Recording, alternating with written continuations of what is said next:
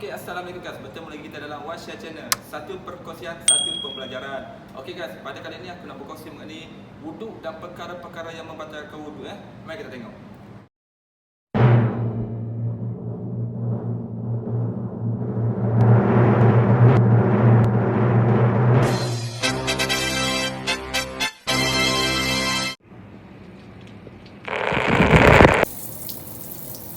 Bismillahirrahmanirrahim.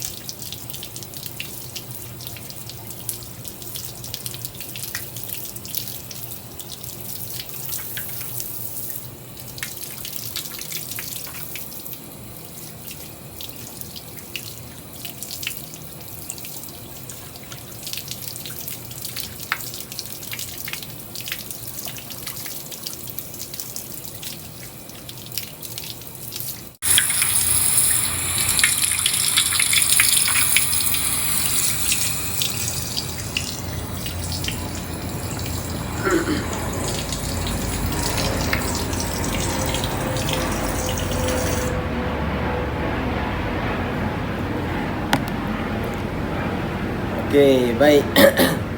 Tadi kita tengok video bagi ambil semua wuduk tu. Okey, baik. Assalamualaikum warahmatullahi wabarakatuh. Hari ni tadi kita tengok video ambil cerita sikit lah. Saya akan cerita sikit mengenai wuduk. Bagaimana kita tengok di video tadi bagaimana dia ambil wuduk apa semua sekali. InsyaAllah hari ni kita akan cerita sikit mengenai ambil wuduk. Sebab apa? Kata Allah Subhanahu Wa Taala dalam Quran Al-Karim. Allah Ta'ala bagi tahu dalam Quran Al-Karim, Bismillahirrahmanirrahim, ya ayyuhalladzina amanu idza qumtum ila as-salah faghsilu wujuhakum wa aydikum ila al-marafiq wamsahu bi ru'usikum wa arjulakum ila al-ka'bayn wa in kuntum junuban fatahharu wa in kuntum marda aw ala safarin aw jaa'a ahadun minkum min al-gha'it aw lamastumun nisa wa lam tajidu ma'an fatayammamu sa'idan tayyiban famsahu bi wujuhikum wa aydikum min ما يريد الله ليجعل عليكم من حرج ولكن يريد ليطهركم وليتم نعمته عليكم لعلكم تشكرون. Maksudnya, hai orang-orang yang beriman, apabila kamu hendak mengerjakan solat, maka basuhlah mukamu dan tanganmu sampai dengan siku, dan sapulah kepalamu, dan basuhlah kakimu sampai dengan kedua mata kaki, yakni ke buku lali. Dan jika kamu berjunub, maka mandilah. Dan jika kamu sakit atau dalam perjalanan atau kembali dari tempat buang air atau menyentuh perempuan, lalu kamu tidak memperoleh air, maka bertayamumlah dengan tanah yang bersih, yakni suci. Sapulah mukamu dan tanganmu dengan tanah itu. Allah tidak hendak menyulitkan kamu, tetapi Dia hendak membersihkan kamu dan menyempurnakan nikmatnya bagimu supaya kamu bersyukur. Itu adalah dari surah Al-Maidah. Surah Al-Maidah ayat 6. Okey. Kata Allah Subhanahu Wa Taala dalam Quran Al-Karim mengenai wuduk. Kita pecah pada dua, mengenai wuduk dan mengenai tayamum. Hari ini saya tak nak bercerita mengenai tayamum, kita nak bercerita mengenai wuduk. Apa dia kata? Wuduk ni dari segi bahasa dari segi bahasa bersih dan indah. Bersih maknanya suci lah. Segi bahasa, dari segi syarak pula wuduk ialah membasuh anggota tertentu dengan niat. Sebab apa? Setiap perbuatan kita bermulai dengan niat. Okey, bermula dengan niat. Setelah berlaku hadas kecil bagi membolehkan melakukan solat atau ibadah lain. Okey, sebab apa? Sebab untuk melakukan solat ni, untuk kita mengerjakan solat fardu ataupun solat ataupun mengerjakan haji ataupun umrah ataupun apa-apalah mengenai perkara yang fardu ni, nak kita kena ada wuduk. Contoh katanya solat lah. Sebelum kita melakukan solat, nak kita kena ada wuduk. Untuk apa? Untuk menyempurnakan solat, maka kita kena sempurnakan wuduk dulu. Okey, baik. Jadi kita kena ingat bahawa wuduk adalah sangat penting. Dari dia mesti ada rukun dia, sunat dia dan perkara yang membatalkan wuduk. Okey, baik. Dari segi rukun wuduk dia ada 6. Rukun wuduk ada 6. Dia ada 6. Bahasa mudah dia ada 4 basah, 2 kering. Okey, yang pertama adalah niat. Okey. Sebab apa? Macam kita bagi tahu innamal a'malu binniyat. Setiap perbuatan kita dimulai dengan niat. Di mana kita kena niat? Di mana kalau kita tengok sahabat kita tadi, dia akan ambil wuduk di tangan dulu. Betul tak? Tapi niat ni bukan bermula di tangan. Sebab apa disebut pada Allah Subhanahu Taala, rukun wuduk adalah bermula daripada basuh muka. Okey? Basuh muka mana kita nak ambil air tu ya.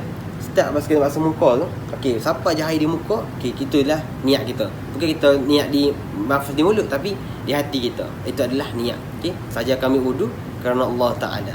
Okey, niat bahasa Melayu lah, kita orang Melayu ni. Itu rafa'al hadasi, saja kami ambil wuduk kerana Allah Subhanahu Taala. Okey, siapa yang air muka, kita tu niat. Okey. Itu yang pertama, okey, niat. Yang kedua adalah basuh muka. Okey, basuh muka macam mana kita tengok sahabat kita tadi basuh muka, dia ratakan air satu muka ni, ratakan satu muka tu. Okey, satu muka tu sama ada nak ambil sekali. Yang wajib hanya sekali je. Dan kita ambil 2 kali, 3 kali, itu adalah hanya benda yang kata sunat je. Atau sebab apa? Takutnya sekali tu kata tak rata, so dia ambil yang kedua, yang ketiga untuk meratakan air tu. Okey, yang kedua. Yang ketiga adalah macam kita sahabat kita tadi dia, okey, basuh tangan hingga ke siku. Okey, sebab apa? Dalam Quran bagi tahu ni adalah yang pertama niat, yang kedua, yang pertama niat, yang kedua basuh muka dan yang ketiga adalah basuh tangan hingga ke siku. Okey, mari kita tengok dia ni, ambil tangan, kita start bertangan. Okey, tangan sampai ke siku. Okey, ni siku betul. Ni siku. Okey. Dalam mazhab, okey, dalam fiqh dia bagi tahu la yatimul wajib wa huwal wajib. Tidak sempurna wuduk tu.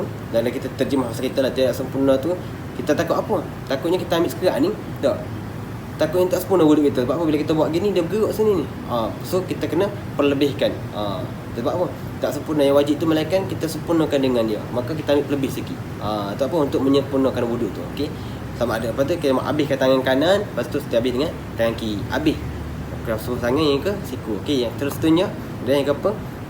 Yang keempat. Yang keempat adalah basuh sedikit kepala. Okey, ni sedikit kepala. Okey, itu yang wajib lah dalam mazhab kita, yang wajib. Yang sunatnya kita basuh semua kepala. Basuh semua kepala. Okey, basuh semua kepala itu adalah wajib. Itu dalam mazhab Syafi'i. Okey, dalam mazhab Maliki, dalam mazhab Maliki kalau macam ni bukan dipanggil menyapu bukan dipanggil menyapu kepala. Dalam mazhab Maliki dia panggil satu ni. Yang macam mana kita buat dalam mazhab kita, untuk semua ni itu adalah fardu bagi dalam mazhab Syafi'i Maliki. Khilaf lah antara mazhab. Okey, yang sunat dia macam mana dalam mazhab Maliki? Okey, daripada segi belakang ni tarik balik, itu adalah sunat. Okey, dalam mazhab Maliki lah. Kita mazhab Syafi'i ni macam ni lah, mazhab biasa je. Okey, itu yang keempat. Baik, yang keenam adalah kaki. Okey, contoh ni kaki lah. Okey, saya buat gambaran ni kaki. Nak ambil kaki tak di atas nampak beraja tak apa cantik. Okey, kaki ni kaki, sapu kaki. Okey, macam biasa ni buku lali. Okey, dia sama dengan sama dengan tangan tadi. Tangan dia pun kita pelebih. So kaki ni di buku lali pun kita pun pelebih juga. Untuk apa? Untuk sempurnakan wuduk kita tu. Okey, dan jelas sekali adalah adalah tertib. Mana kita buat ni? Start daripada basuh muka, basuh tangan ke siku, basuh ke sikit-sikit kepala, dan basuh kaki tu lah. Nampak? Tertib dia. Untuk apa? Untuk sempurnakan wuduk kita. Nampak cantik elok dia. Dan setiap perbuatan kita tu, ada syekh, ada ulama menyatakan bahawa setiap perbuatan kita ketika kita wuduk tu, kita kena baca doa. Dan contoh kata kita ambil basuh tangan, ya Allah, keluarkanlah kau dosa-dosa aku yang berada di celah-celah jari aku, di tangan-tangan aku.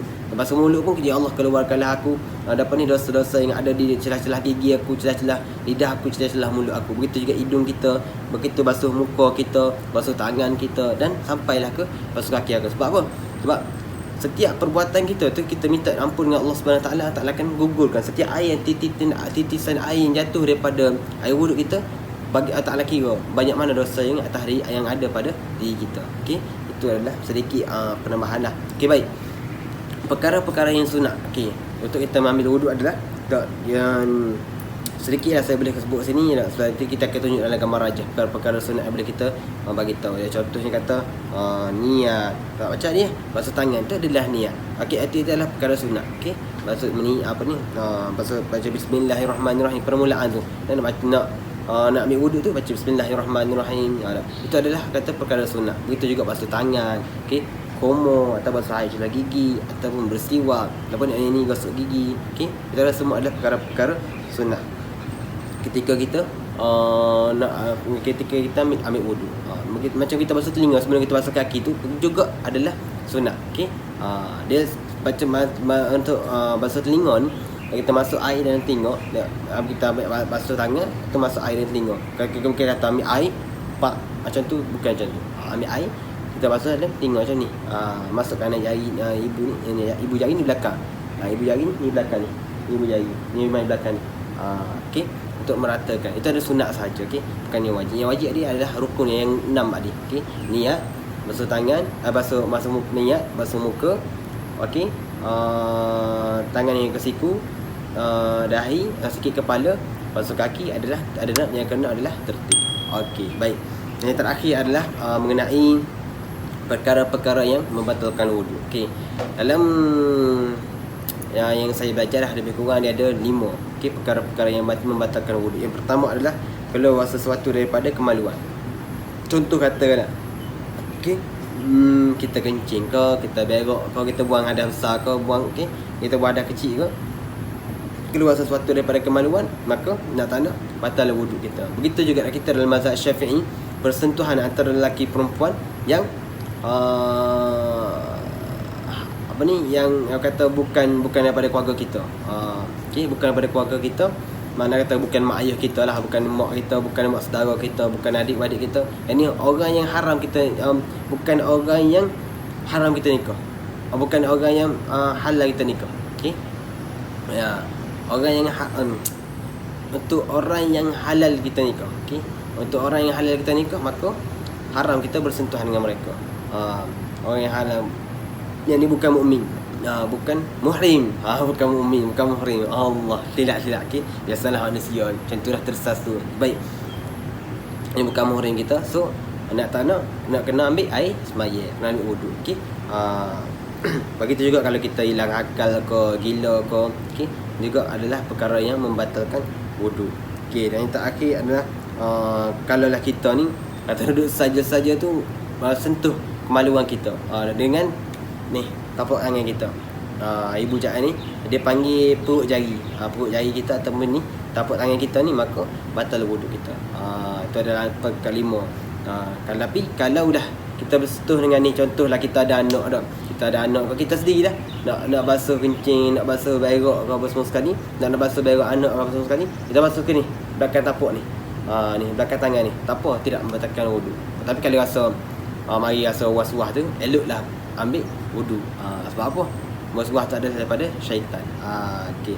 Itu adalah perkara antara sedikit sebanyak mengenai perkongsian mengenai wuduk. Dan saya sedikit boleh sebut mengenai contohlah kata start. Kalau dah contoh katalah ada tahi lah, tak kira salah, ada tahi burung ke, tahi kicok ke, tahi apa-apalah jenis najis lah. Kita dalam wuduk, lepas tu kita tersentuh lah kata najis. Tak. Najis bukan najis bukan najis yang khas, bukan najis babi, bukan najis apa ni, bukan najis babi ataupun najis anjing lah. Najis biasa-biasa ni. Okey.